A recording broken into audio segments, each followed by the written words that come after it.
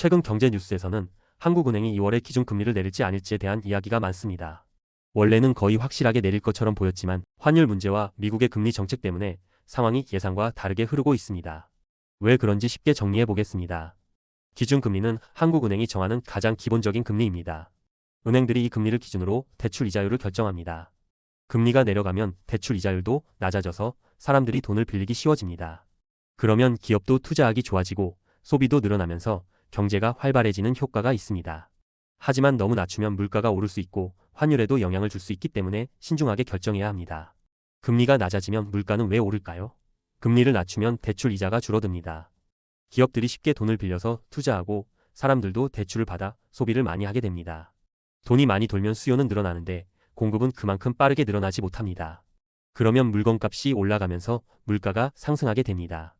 결과적으로 금리를 너무 낮추면 물가 상승을 막기 어려워질 수 있습니다.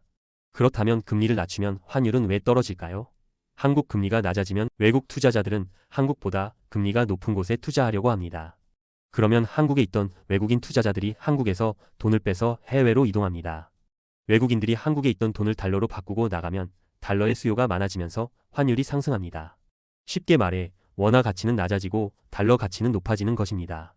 결과적으로 금리를 너무 낮추면 외국 투자자들이 한국 시장에서 빠져나가면서 환율이 불안해질 수 있습니다. 지금 한국은행이 고민하는 것도 바로 이 부분입니다.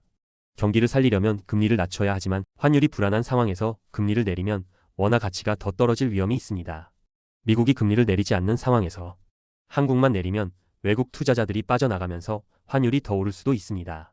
전문가들의 의견도 나뉘고 있습니다. 금리를 내려야 한다는 입장은 내수가 너무 위축돼서 지금 금리를 내리지 않으면 경제가 더 나빠질 수 있다고 주장합니다. 기업들이 어려워지고 부동산 시장도 더 얼어붙을 것이라는 의견도 있습니다. 반면 금리를 내리면 안 된다는 입장은 환율이 계속 오르고 있는 상황에서 금리까지 내리면 원화 가치가 더 떨어질 가능성이 크다고 우려합니다. 또한 미국이 아직 금리를 내리지 않고 있어서 한국이 먼저 내리면 금융시장에 충격이 갈 수도 있다고 전망합니다.